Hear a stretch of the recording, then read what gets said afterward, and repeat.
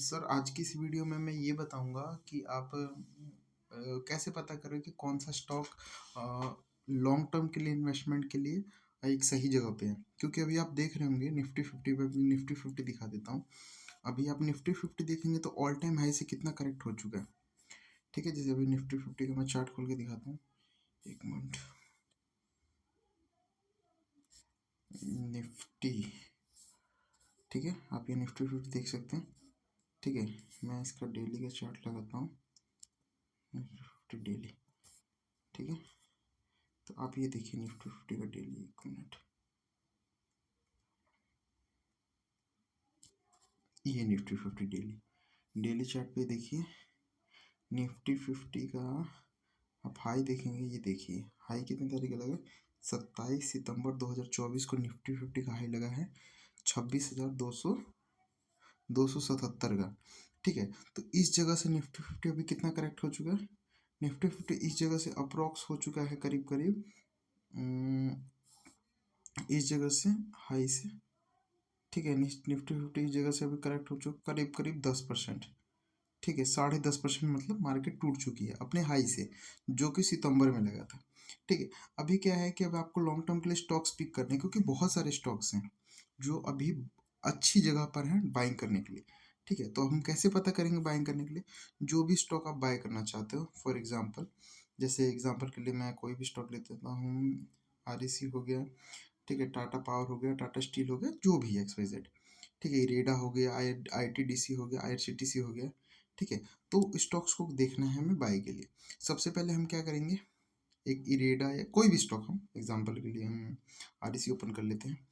REC open करते हैं। ठीक है, ये हमारा आरईसी का चार्ट लग गया। यहाँ पर देखिए 1 डे का होना चाहिए। 1 डे का मतलब है कि एक कैंडल को बनने में, एक कैंडल को बनने में एक दिन लगेगा। ठीक है, तो उसको 1 डे बोलते हैं। ठीक है, तो आप ये देख सकते हो ITDC का लास्ट टाइम हाई कितना लगा था। मेरे को पुराने इंडिकेटर्स में डिलीट कर दूँ।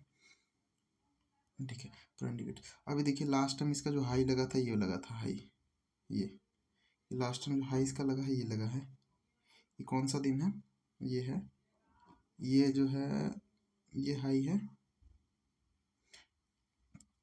थोड़ा बड़ा करना पड़ेगा।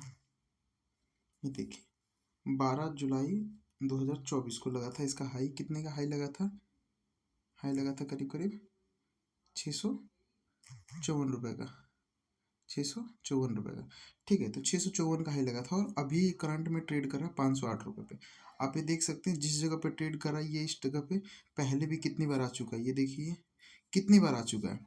ठीक है, कौन कौन सी तारीख को आया है, इससे पिछली बार आया है ये 7 जुलाई 8 जुलाई को। ठीक है, उसके बाद आया है ये 22 दिसंबर को, अक्टूबर को, फिर 5 नवंबर को, और आज डेट है, आज डेट है 13 नवंबर। ठीक है, तो क्या हम किस बाय कर सकते हैं इस जगह पे। तो सबसे पहले एक आपको बाय करने के लिए यहाँ पे आपको देखना पड़ेगा, एक इंडिकेटर होता है, इंडिकेटर का नाम है मूविंग एवरेज। ठीक है, कैसे लगेगा वो इंडिकेटर।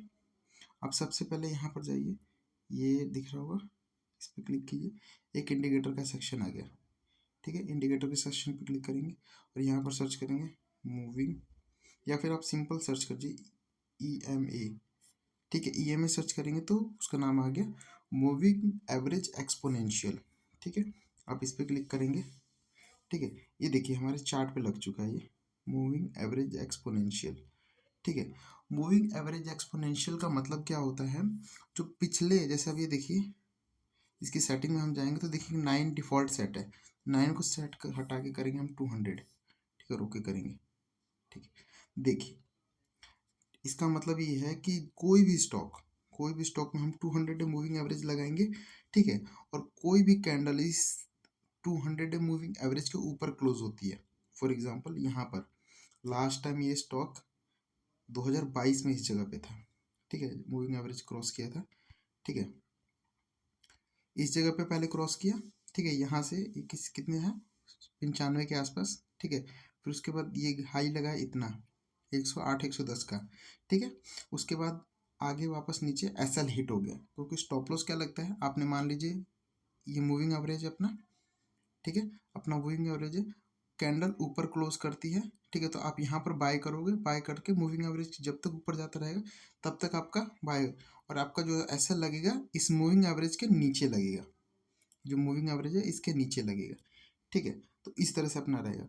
अभी देखो सर, जिस किसी ने भी इस जगह पे बाय किया होगा, किसी ने इस जगह पे बाय किया, एसएल हिट हो गया इस जगह पे, फिर आया, फिर इस जगह पे किसी ने एंट्री बनाई, उसके बाद ये आया ही नहीं, ठीक है, मतलब 100 से ये स्टॉक सीधा कितना गया, नॉन स्टॉप गया 625, उसके बाद अभी आया इसके नीचे, ठीक है। तो 508, मतलब मान के चले किसी ने इस जगह पे एंट्री बनाई, नॉन स्टॉप भागा स्टॉक, ठीक है। एक बार ये जो आपको बड़ी कैंडल दिख रही होगी यहाँ पर, बड़ी कैंडल देखिए, ये है 4 जून 2024 को, फिर उसके बाद ये 5 जून 2024 का है। 4 जून 2024 को आप देखेंगे ये स्टॉक कितना फिसला है,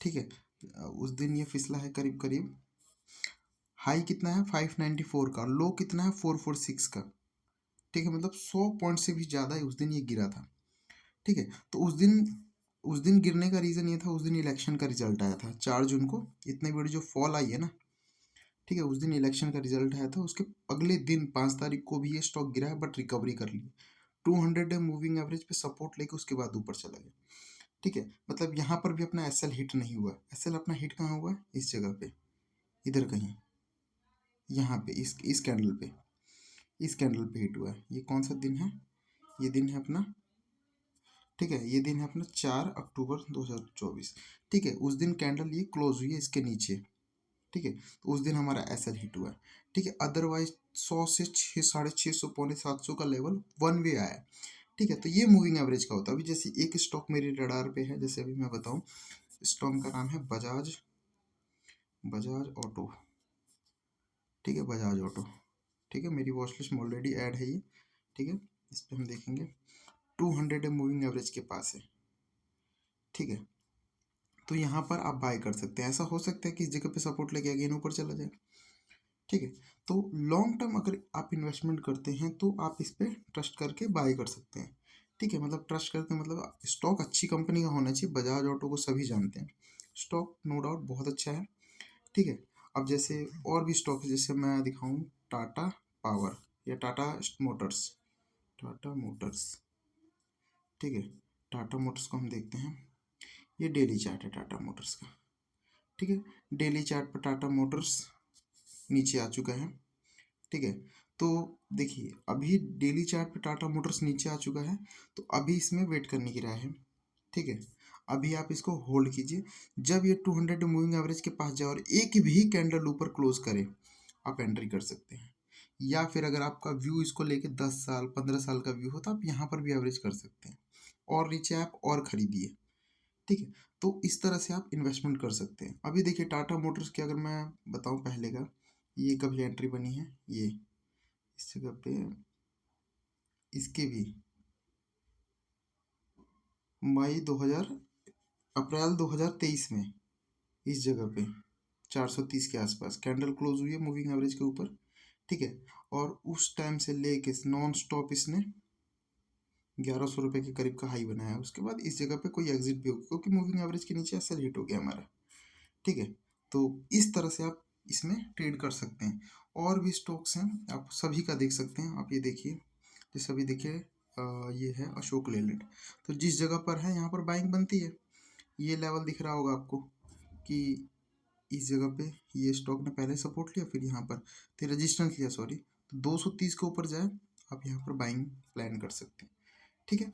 तो इस तरह से आप मूविंग एवरेज का यूज़ कर सकते हैं, जो भी आपके फेवरेट स्टॉक्स हों उन पे आप लगाइए, ठीक है। अच्छी जगह पे दिखता है आप वहाँ पे ट्रेड ले सकते हैं, नो डाउट, ठीक है। अब ये देखिए अपना ये है एच डी एफ सी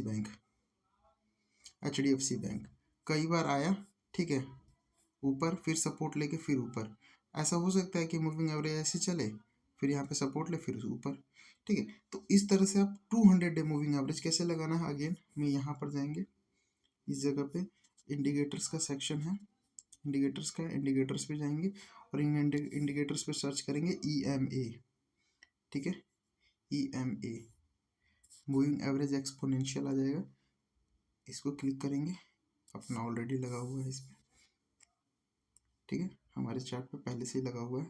जैसे अब ये देख सकते हैं BEL का भी चार्ट है, ठीक है।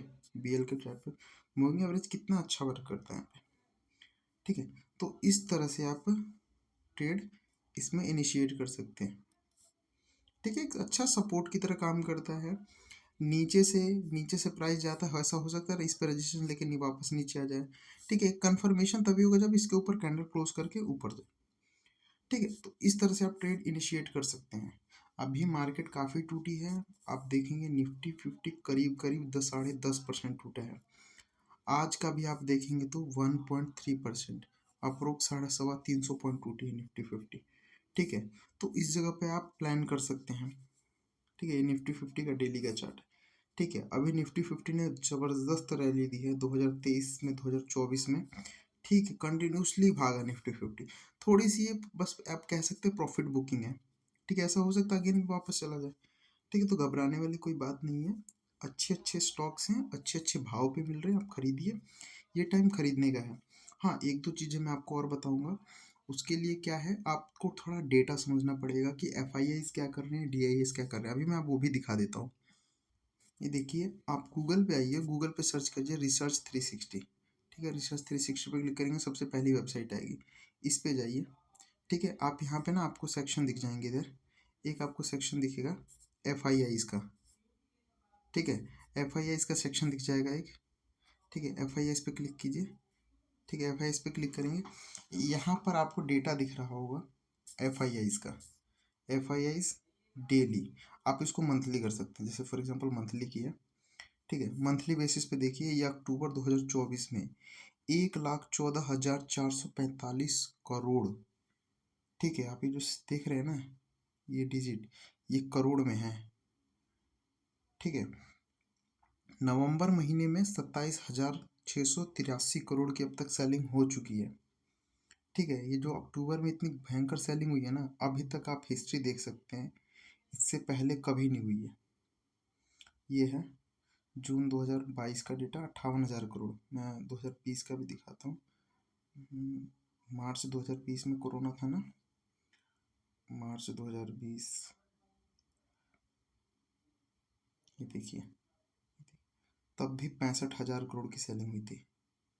इतनी भयंकर सेलिंग कभी भी नहीं हुई, ठीक है। हाँ, ये डेटा है FIIs का। अब मैं आपको डेटा दिखाता हूँ DIIs का। ये है DIIs का, ठीक है। DIIs पे क्लिक करेंगे तो अगेंस्ट, इन्होंने 27,000 करोड़ की उन्होंने सेलिंग किया, तो इन्होंने बाई किया है।